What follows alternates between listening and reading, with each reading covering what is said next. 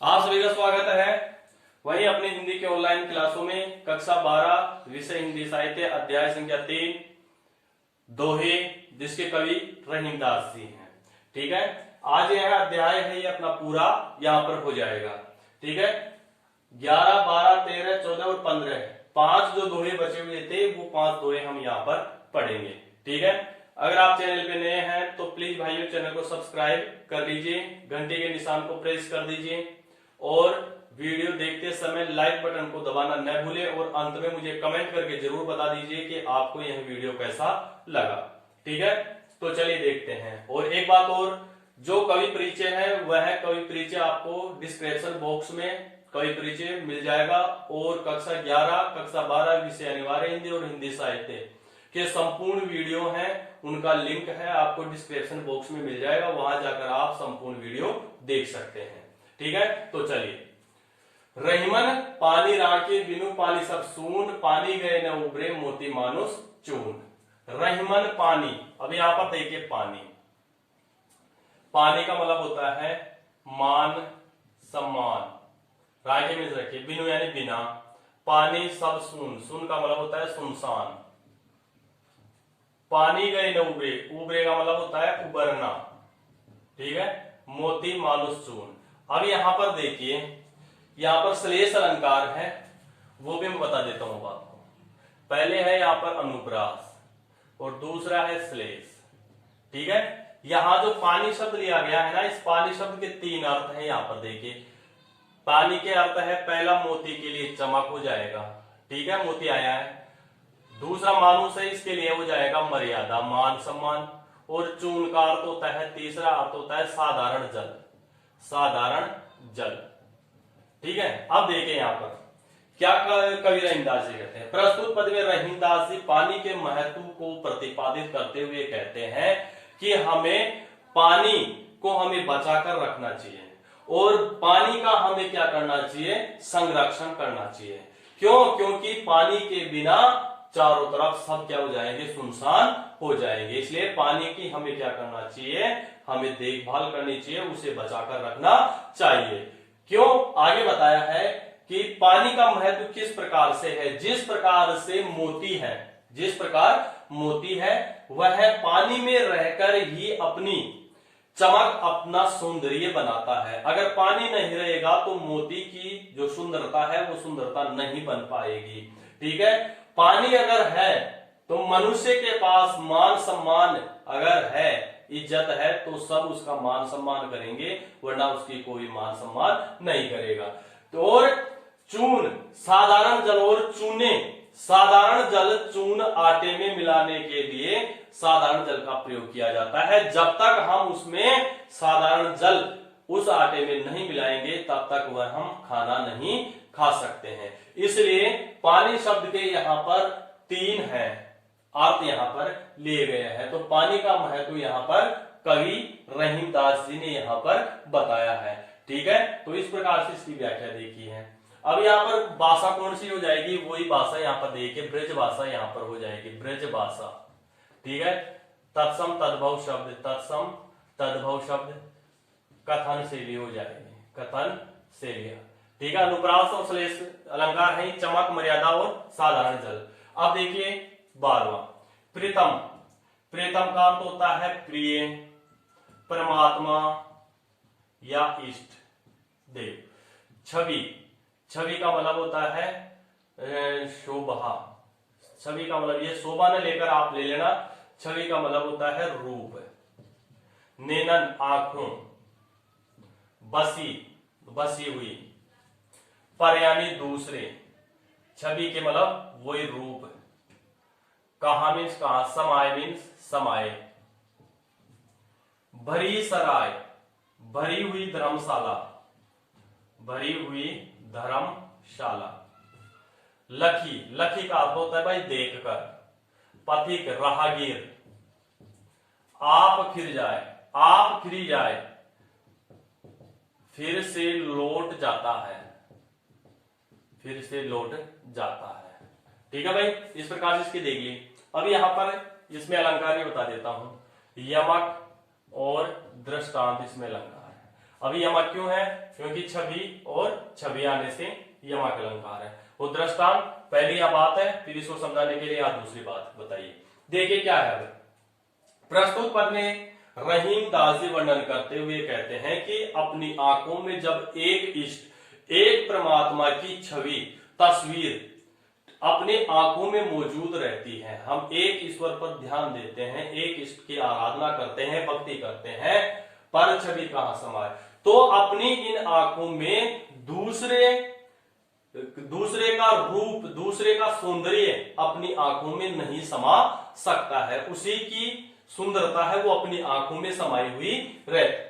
आगे फिर इसी में कवि ने बताया है कि जिस प्रकार से एक अनन्य प्रेम करने वाली जो प्रेमिका होती है, वह प्रेमिका जब अपने आंखों में अपने प्रियतम की छवि बसाए हुए रहती है, तो उसकी आंखों में दूसरे व्यक्ति की जो छवि है, वह छवि उसकी आंखों में नहीं बस पाती है। इस बात को समझाया कैसे? भरी सराय लखी दे, जिस प्रकार से यात्रियों से भरी हुई जो धर्मशाला होती है, उस धर्मशाला को पथिक आती, उस धर्मशाला में जब यात्री ठहरने के लिए जाता है, तो वह धर्मशाला जब पहले से ही पूरी राहगीरों से भरी हुई रहती है, तो जो नया राहगीर आया है, वह नया राहगीर उस धर्मशाला में भरे हुए व्यक्तियों को देखकर अपने मन को संतुष्ट करता हुआ वह वहां से लौट जाता है कि इस धर्मशाला में मेरे लिए कोई स्थान शेष नहीं बचा है, इसलिए वह उन व्यक्तियों को देखकर वहां से चला जाता है। इसी प्रकार से कवि रहीमदास जी कहना चाहते हैं कि अपनी आंखों में जब अपने इष्ट देव की छवि मौजूद है, उसकी रूप अपनी आंखों में मौजूद है, तो दूसरे इष्ट की छवि आंखों में मौजूद नहीं रह सकती। जिस प्रकार से भरी सराय का उदाहरण यहाँ रहीमदास जी ने दिया है। ठीक है, अब देखिए, यो रहीम यानी इस प्रकार, जस का अर्थ होता है यश, होत मीन्स होता है, उपकारी भले या गुणकारी व्यक्ति, संग का अर्थ होता है साथ, बाटन वारे, बांटने वाले या पीसने वाले, ज्यों जैसे, मेहंदी को रंग, मेहंदी का रंग। ठीक है, मेहंदी का रंग। अब यहां पर देखिए कौन सा पद पड़ जाएगा? उदाहरण अलंकार और अनुप्रास अलंकार। क्यों? क्योंकि यहां पर देखिए ज्यों आया है, जैसे, समझ आ गई? पहले बता दी थी मैंने, ज्यों, जिस, मिस, जैसे, यह वाचक शब्द किस में आते हैं? उदाहरण अलंकार में। अब देखिए यहां पर क्या बताया, यहां पर प्रस्तुत पद में रहीमदास जी वर्णन करते हुए कहते हैं कि हम अगर निरंतर लगातार हम किसी उपकारी या गुणकारी व्यक्ति के हम साथ में रहते हैं, किसके साथ में? कोई गुणवान व्यक्ति है, उपकारी व्यक्ति है, दूसरों का भला करने वाला व्यक्ति है, उसके साथ में अगर हम निरंतर रहते हैं, तो जैसे जैसे उसका यश बढ़ता है, वैसे वैसे ही हम उसके साथ रहने के कारण हमारा भी यश प्रसिद्धि है इस संसार में बढ़ने लगती है। ठीक है, गुणकारी व्यक्ति के साथ अगर रहते हैं, तो जिस प्रकार उसका यश प्रसिद्धि बढ़ती है ना, वैसे ही हमारी भी यश और प्रसिद्धि उसके साथ साथ बढ़ने लगती है। कैसे बढ़ने लगती है, उसको उदाहरण देके बताया। बाटन वारे के लगे जो मेहंदी को रंग, जिस प्रकार से मेहंदी को पत्थर पर पीसने वाला व्यक्ति होता है, वह मेहंदी को लगातार पीसता रहता है, लेकिन पीसते रहने के कारण उसके हाथों में स्वतः ही उस मेहंदी का रंग क्या हो जाता है? लग जाता है। यानी अब यहां पर देखिए, मेहंदी यहां पर क्या है? उपकारी व्यक्ति, गुणकारी व्यक्ति। ठीक है, उसके साथ में अपन रहेंगे। बांटने वाला मेहंदी को पीस रहा है, ऐसे ही उपकारी व्यक्ति के साथ हम हैं। ठीक है, मेहंदी का लगना, गुणों को ग्रहण करना। ठीक है, उपकारी के साथ हम रहेंगे तो उसके गुणों को अपन ले लिया, अपना भी यश हुआ। मेहंदी को अपन पीस रहे हैं, तो पीसने के साथ साथ उसका रंग है वो अपने को भी लग गया। इसलिए जिस प्रकार से मेहंदी को पीसने वाले व्यक्ति के हाथ है, वह हाथ स्वयं ही मेहंदी के रंग से रंग जाते हैं, उसमें मेहंदी नहीं लगाई जाती, स्वयं ही पीसते लगातार रहने से मेहंदी का रंग उसके हाथों में आ जाता है। इसलिए हमें हमेशा किसके साथ रहना चाहिए? गुणकारी, कल्याणकारी, दूसरों का हित करने वाले व्यक्ति के साथ हमें रहना चाहिए, जिसके साथ साथ अपना भी यश और प्रसिद्धि बढ़े। ठीक है। बिगड़ी बात, बिगड़ी का अर्थ होता है बिगड़ जाने पर, बिगड़ जाने पर। ठीक है। बने नहीं, बनती नहीं। ठीक है। लाख करे किनको, कितना ही प्रयत्न कर ले, कितना ही प्रयत्न कर ले। कोई मीन्स कोई भी, कोई भी। रईमन फाटे, फाटे का अर्थ होता है फटे हुए, फटे हुए या फट जाने पर, फट जाने पर। मथे, मथे का अर्थ होता है बिलोने पर, बिलोने पर। माखन का अर्थ होता है मक्खन। ठीक है। होए मीन्स होता है। अब यहां पर देखिए 14वां है अनुप्रास और दृष्टांत अलंकार। इसमें अब देखिए यहां पर प्रस्तुत पद में कवि रहीमदास जी वर्णन करते हुए कहते हैं कि व्यक्ति का अगर समाज में एक बार मान सम्मान, उसकी इज्जत अगर समाप्त हो जाती है ना, तो वह मान सम्मान प्राप्त करने के लिए, उस बिगड़ी हुई बात को प्राप्त करने के लिए वह कितना ही प्रयत्न कर ले, कितनी ही कोशिश कर ले, वह उसकी बिगड़ी हुई बात, उसका बिगड़ा हुआ मान सम्मान, इज्जत, ख्याति उसे वापस अपने जीवन में कभी नहीं मिलता है। यानी समाज में अपना मान सम्मान, इज्जत जो पहले थी, वह मान सम्मान और इज्जत जब समाज में अपनी समाप्त हो जाती है, उस बात को बनाने के लिए हम लाख प्रयत्न कर ले, कितने ही कोशिश कर ले, लेकिन पहले जैसा मान सम्मान इज्जत थी, वह हमारा मान सम्मान इज्जत बाद में नहीं रहती है। इस बात को समझाने के लिए कवि रहीमदास ने क्या कहा, रहीम फाटे दूध को, जिस प्रकार से एक प्रकार जो गर्म दूध होता है और उस गर्म दूध के फट जाने पर, क्या हो जाने पर, दूध के फट जाने पर मथे न माखन होए, उस दूध को अगर हम बार बार बिलोते हैं तो बिलोते रहने पर भी उसमें से कभी मक्खन नहीं निकलता है। यानी दूध यहां पर कवि ने बताया है मनुष्य की इज्जत। दूध को सही तरीके से जमाएंगे तो उसमें से मक्खन निकलेगा। समझ में आ गई बात। और अगर गर्म दूध में ही हम जो जावण जिसे हम बोलते हैं अगर वो देते हैं तो वो दूध पूरा फट जाता है, और हम ये प्रयत्न करें कि हम इस दूध में से हम क्या निकालें, मक्खन, और उस मक्खन दही को हम क्या करना चाहे, दूध को हम बार बार बिलोने का प्रयत्न करें तो उसमें से घी नहीं निकल के आता है। ऐसे ही रहीम ने कहा है कि व्यक्ति का मान सम्मान अगर समाज में नष्ट हो जाता है तो वो कितना ही प्रयत्न कर ले, वह पहले वाला मान सम्मान, इज्जत, ख्याति प्राप्त नहीं कर सकता। ठीक है। मथत, मथत बिलोते रहने से, बिलोते रहने पर। ठीक है। माखन का अर्थ होता है मक्खन। न रहे दही, मही, मही का अर्थ होता है भाई छाछ, दही का दही, बिलगाय मीन्स अलग होना, अलग हो जाना। रईमन सोई का मतलब होता है वही, मीत का अर्थ होता है भाई मित्र, भीर का मतलब होता है काष्ठ, परे का मतलब आने पर, ठहराए साथ देते हैं, साथ देते हैं। समझ में आ गई बात, क्लियर है। अब यहां पर देखिए अनुप्रास अलंकार हो जाएगा, पुनरुक्ति प्रकाश अलंकार हो जाएगा। अनुप्रास, पुनरुक्ति प्रकाश, उदाहरण और दृष्टांत अलंकार, 4 अलंकार इसमें मौजूद है भाई। ठीक है। अब देखिए यहां पर पुनरुक्ति प्रकाश तो मतत मतत आने से हो जाएगा। ठीक है। और दृष्टांत का अंतर्गत इसमें क्या बताया गया है, दृष्टांत में वही पहले बात फिर दूसरी बात, और उदाहरण के अंतर्गत क्या बताया गया है, यहाँ पर उदाहरण में और दृष्टांत में दोनों में ये अंतर है कि दोनों में थोड़ा बहुत ही अंतर है, बाकी दोनों सेम चलते हैं।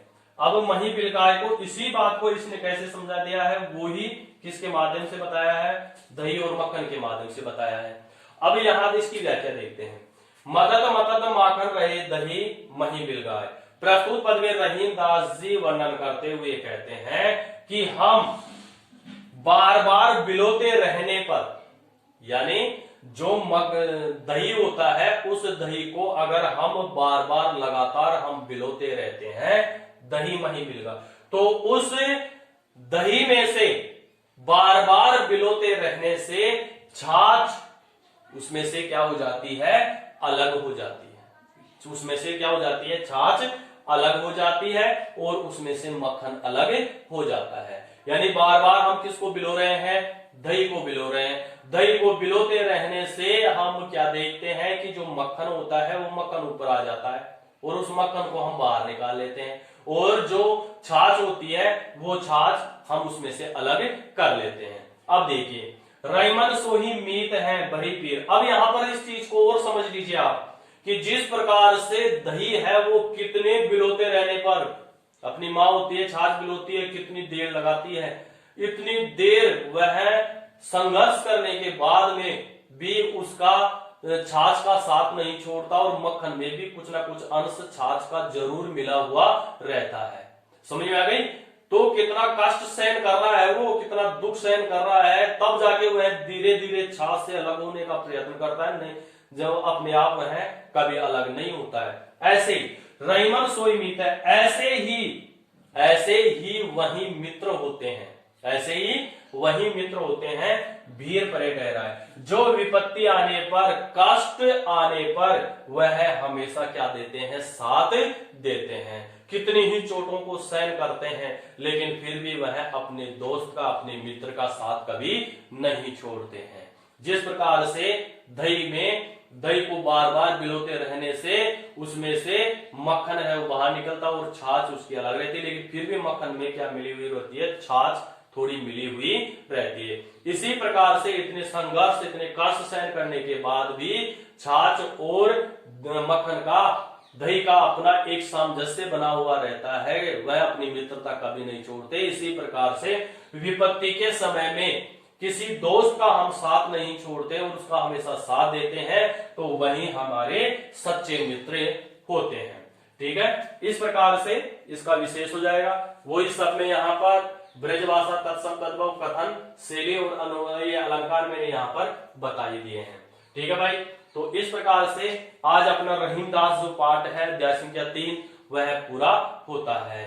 वीडियो अगर सही लगे तो आप लाइक बटन को जरूर करें और चैनल को सब्सक्राइब जरूर कर लें, बेल आइकन को जरूर प्रेस कर लें, और सभी वीडियो के जो लिंक है वो डिस्क्रिप्शन बॉक्स में आपको वहां पर मिल जाएंगे। और अंत में सभी विद्यार्थियों से मेरा निवेदन है कि अंत में कमेंट करके मुझे जरूर बताएं कि आपको यह वीडियो कैसा लगा। तो आज के लिए बस इतना ही, मिलते हैं नेक्स्ट अध्याय में, तब तक वीडियो आराम से देखते रहिए। सभी को धन्यवाद।